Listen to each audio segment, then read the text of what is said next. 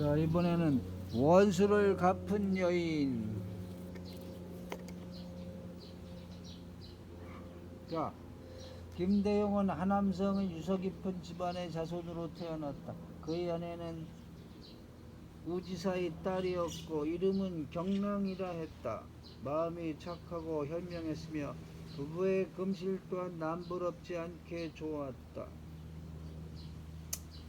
유적의 난해 일가 친척들이 모조리 사방으로 흩어져서 대용은 가족을 데리고 남쪽으로 피난을 가게 되었다. 피난 가는 도중에 한 젊은이와 만나게 되었다. 이 사나이도 아내와 더불어 피난 가는 길이라 했다. 그 나이는 자진해서 양주 땅에 사는 왕팔이라고 하며 동행해 가기를 청하므로 대용은 기꺼이 함께 피난길을 가기로 했다. 방앗간에 왔을 때 경랑은 남편에게 나직하게 말했다. 저 젊은 사나이와 같은 배에 오르는 것은 피해야겠습니다. 저 사나이는 가끔 나를 이상한 눈초리로 눈여겨 바라보며 얼굴빛도 보통이 아닙니다. 마음속으로 무슨 흉계를 꾸미고 있는지 알 수 있어요? 대용은 응응 하고 알아들었다는 눈치였다. 그러나 왕팔은 친절하게도 큰 배 한 척을 빌려다가 두 집 짐을 모두 실어주며 이것저것 할 것 없이 대용의 할 일을 거들어 주었으므로 차마 뿌리칠 수 없었다. 또 그 사나이도 젊은 아내를 데리고 왔기 때문에 별로 큰 사고는 없으리라 생각했다. 왕팔의 아내는 경랑과 같이 있었는데 무척 상냥한 여인이었다. 왕팔은 가판 위에 올라서서 뱃사공과 친밀하게 이야기하며 마치 가까운 친구나 친척을 대하듯 했다. 어느덧 해가 서선으로 기울어졌다. 붉은 너울이 하늘을 물들이고 물길은 아득하여 끝이 없는데 도대체 동서남북을 분간할 수가 없었다.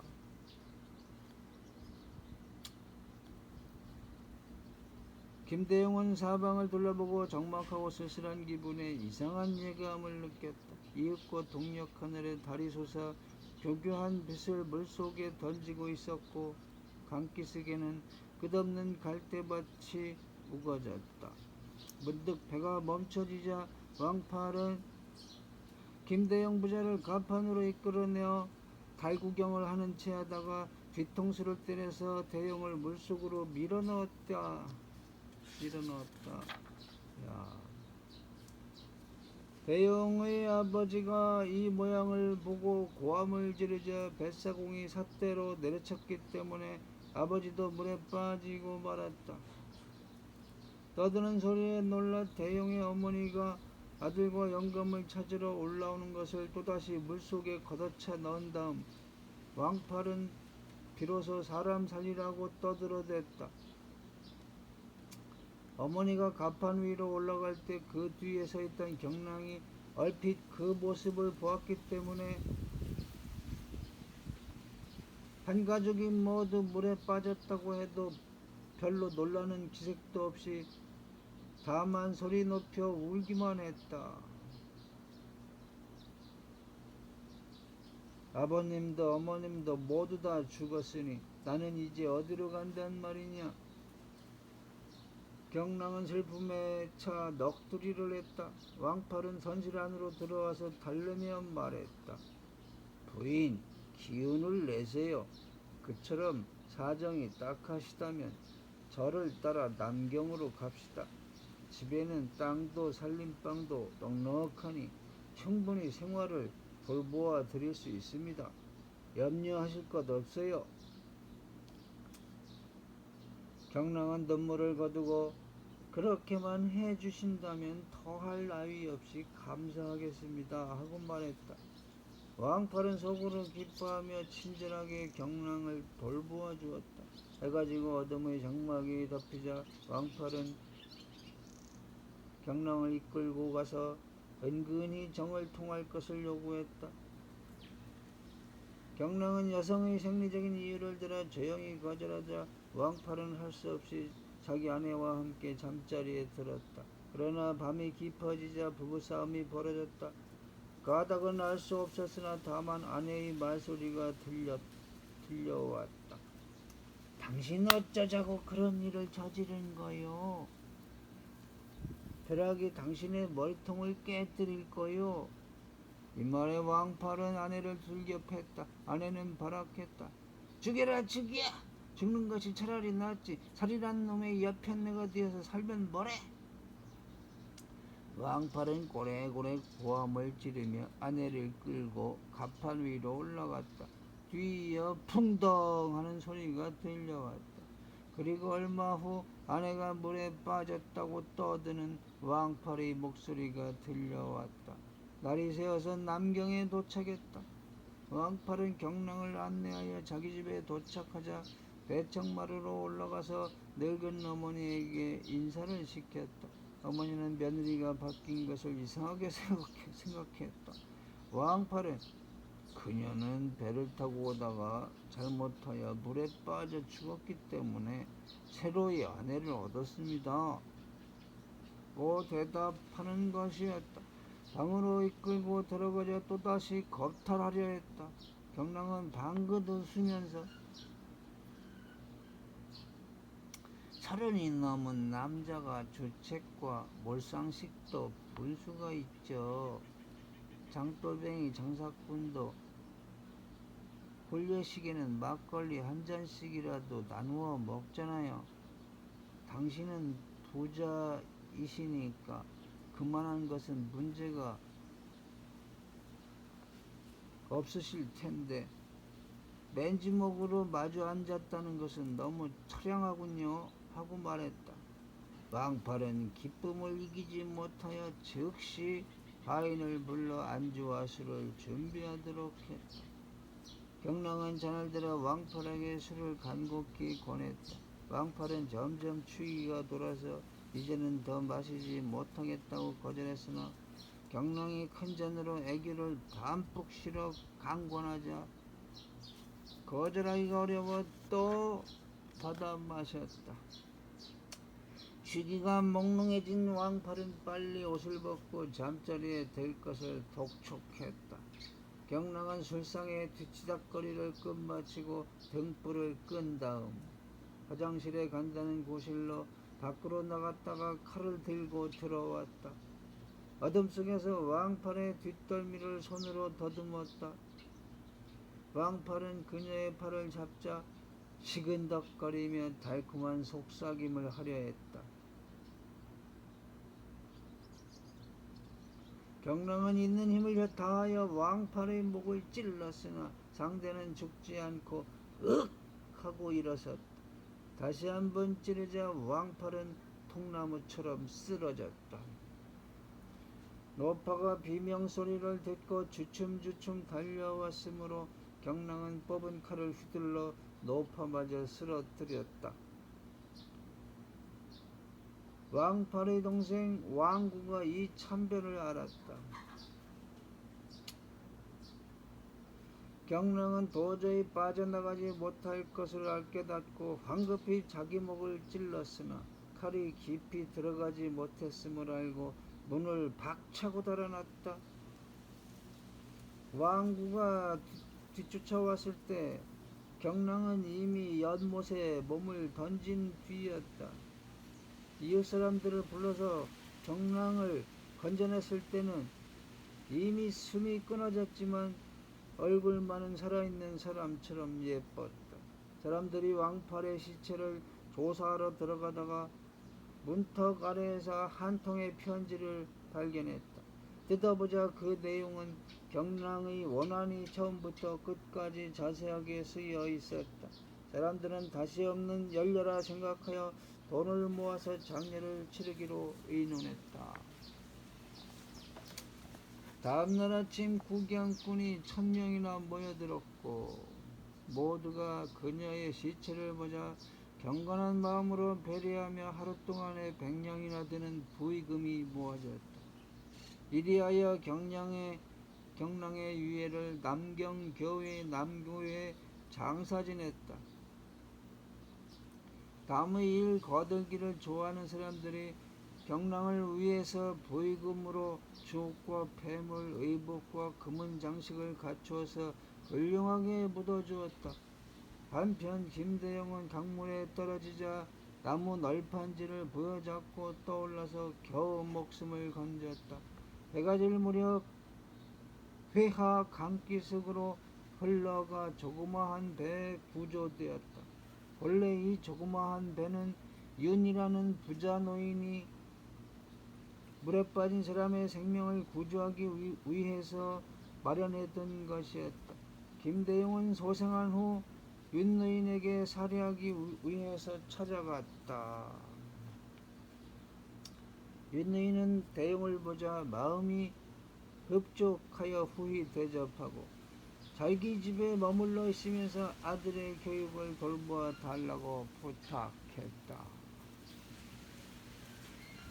대용은 부모의 행복을 몰라 찾으러 가야만 할 신세였으므로 마음을 결정하지 못하고 있는데 어떤 노인과 노파의 시체를 강에서 건져냈다는 소문이 들려왔다. 대용이 달려가 보니 자기 아버지와 어머니였다. 윤노인은 김대용을 위하여 관을 2개 마련해 주었다. 대용이 슬픔에 잠겨 있을 무렵 또다시 물에 빠진 여인을 건져냈다는 보고가 들어왔다. 그녀의 말에 의하면 대용이란 수재가 자기 남편이라고 하는 것이었다. 대용이 깜짝 놀라 눈물을 닦고 밖으로 나가보니 여인은 이미 도착해 있었다. 그러나 여인은 경랑이 아니고 왕팔의 아내였다. 그녀는 대용을 향하여 흐느껴 울며 아무쪼록 버리지 말아달라고 애원했다.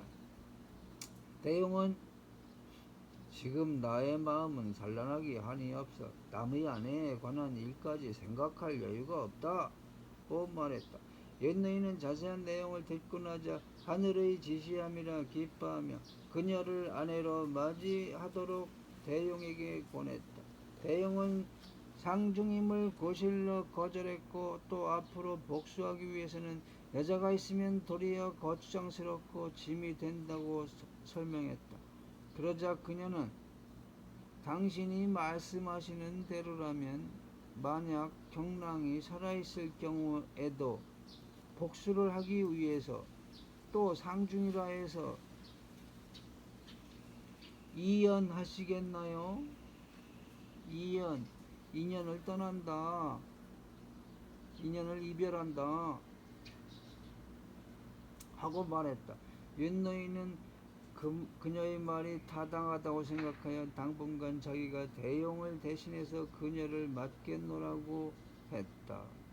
아버지와 어머니를 장례 지낼 때 그녀는 상복을 입고 호복하며 시부모의 초상을 치르는 것이나 조금도 다름이 없었다. 장례식이 끝나자 대용은 칼을 품에 넣고 거짓골을 하고 양주로 가려 했으나 그러나 그녀는 대용을 만류했다. 저희 성은 강이라고 하며 대대로 남경에 살았고 왕팔과는 같은 고향이었습니다. 그때 왕팔이 양주로 간다는 것은 거짓말이었습니다. 이곳 일대의 해적들은 반나마가 그들의 일당이니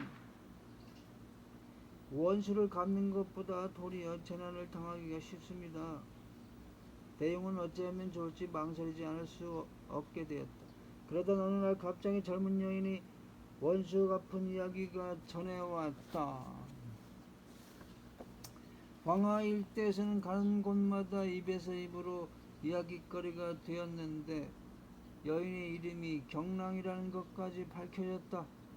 이 소문을 들은 대용은 가슴에 맺혔던 원한이 풀리기는 했으나 슬픔은 더해갈 뿐이므로 왕필의 아내를 향하여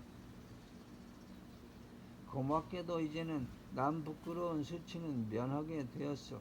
내 집안에 이런 열부가 있었는데 그를 배반하고 재혼한다는 것은 너무 박정한 일이니 할 수 없는 일이요 하고 말했다. 그러나 그녀는 이미 혼사가 정해진 일이니 도중에서 이혼당하는 것은 참을 수가 없고 첩의 신분으로도 만족하다고 하며 소신을 굽히지 않았다. 때마침 윤노인의 친구 원공이라는 부장군이 서방 지역으로 원정의 길을 떠나면서 노인의 집에 작별 인사를 겸하여 들렀다. 한자리에서 대용과 알게 되자 의기가 투합하여 대용에게 자기의 서기관이 되기를 부탁했다. 그로부터 얼마 후 유적이 반란을 일으켰으나 유적은 흐를 유자 도적적자 막 떠다니는 도적들 원공은 이것을 토벌하여 크게 공을 세웠다. 대용은 그 군기에 참여한 공로에 의하여 유격으로 승진하여 돌아왔다. 유격은 지금의 중령. 군기는 군사군자에다가 기틀 기자를 썼네. 하여간 이 싸움에 이렇게 참전해가지고 이렇게 승진했대요. 중령은. 당시와 대용은 비로소 부부의 혼례를 지냈다. 며칠 후 대용은 경랑의 분묘를 찾기 위해서 아내와 더불어 남경으로 떠났다. 도중 진강에 들렀을 때 부군의 명승지 금산에 오르려고 생각하여 강중리에 배를 띄우고 있었다. 바로 그때 한 척의 조그마한 배가 지나갔다. 배 한가운데는 한 노파와 젊은 부인이 타고 있었는데 아무리 보아도 이상한 것이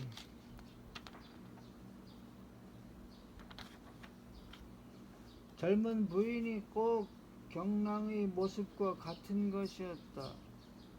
배는 빠른 속력으로 지나갔으나 선창문으로 대용을 바라보는 부인의 모습이 더욱 경랑과 흡사했으므로 대용은 더욱 이상하게 생각하였지만 뒤따라갈 수도 없어 순간적으로 뭐시여 하늘에 나르는 오리떼를 하고 부르짖었다.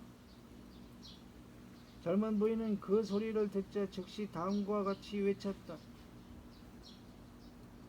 욕심 많은 강아지가 고양이 반찬을 또 빼앗아 먹고 싶은가요? 이 이야기는 그 옛날 경랑 부부가 한 이불 속에서 주고받던 은어 중에 하나였다. 대용은 깜짝 놀라 급히 배를 저어서 가까이 가보니 틀림없는 경랑이었다. 시중 들던 계집애가 경랑을 부축해서 대용의 배에 오르게 했다. 두 사람은 서로 부둥켜 안고 같은 배에 타고 있던 손님들도 그 슬프고 기이한 운명의 동정의 눈물을 금치 못했다. 당신은 본처에 대한 예의로서 경랑에게 인사를 건네왔다. 경랑은 깜짝 놀라 대용에게 물었다. 대용은 비로소 회화강에서 겪은 일을 낱낱이 일러주었다. 경랑은 당시의 손을 잡고 말했다. 같은 배에서 만난 뒤 언제나 당신을 잊지 못했습니다. 서로의 원수가 한 집안 식구가 될 줄은 꿈에도 생각지 못했습니다. 저 대신 부모님의 장례식까지 치러주셨으니 제가 먼저 감사의 말씀을 올려야 할 것을 어찌 저를 향하여 그렇게 인사하십니까? 돌이켜보면 경랑은 매장된 뒤 얼마나 시간이 흘렀는지 모르고 있었다. 그러나 베란간 누군가가 경랑이여 그대의 남편은 아직 죽지 않았으니 서로 만날 날이 있을 것이요 하고 불렀으므로 퍼뜩 꿈에서 깨어난 듯 정신을 차렸다. 캄캄한 어둠 속에서 손으로 더듬어 보니 둘레가 모두 단벽이었으므로 비로소 자기가 죽어서 매장되었음을 알았지만 답답하고 숨막힐 듯한 괴로움이란 이루 말할 수가 없었다. 때마침 경랑의 장래가 너무 훌륭해서 금은 주옥까지 같이 묻었던 사실을 알고 있던 젊은 불황배들이 분매를 펼치고 관을 깨뜨린 다음 금은 주옥을 끄집어내려는 찰나였다.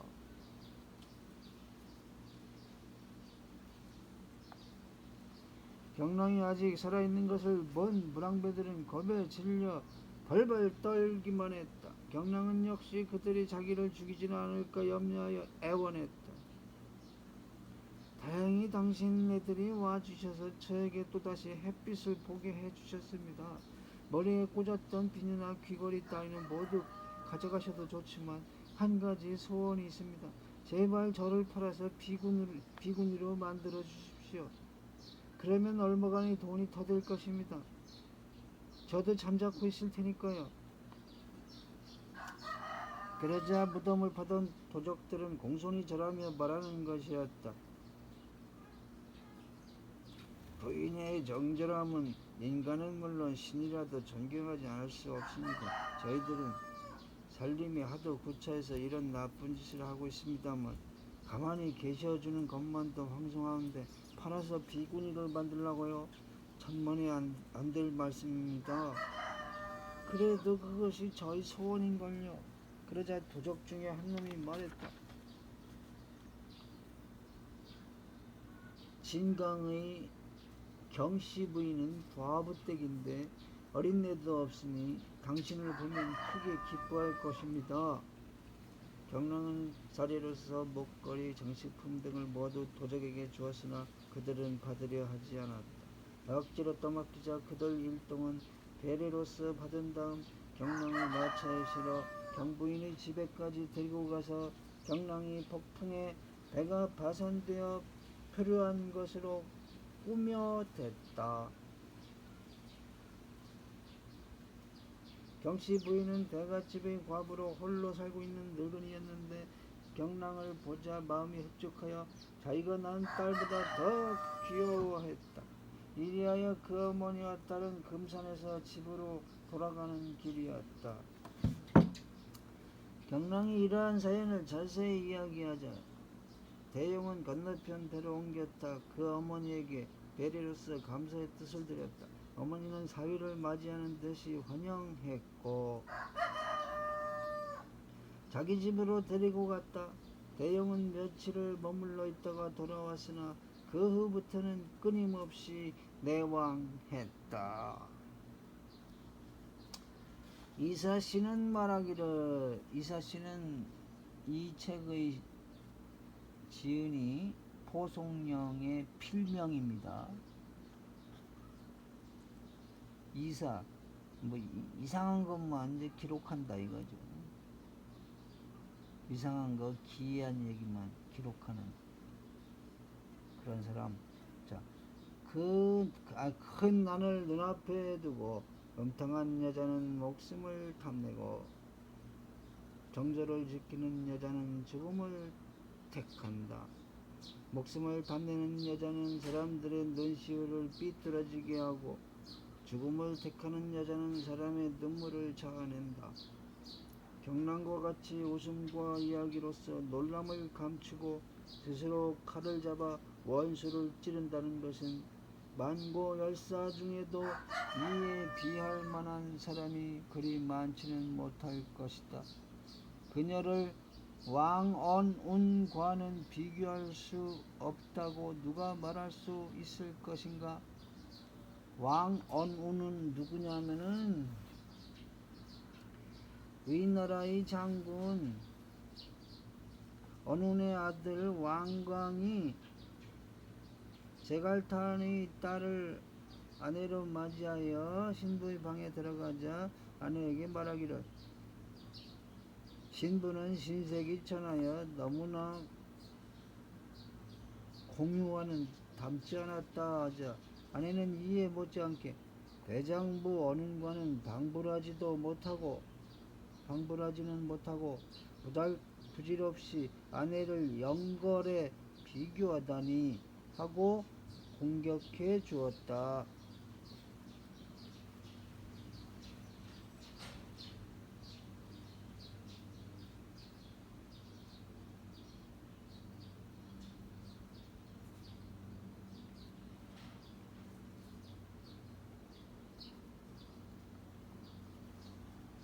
자, 여기까지입니다.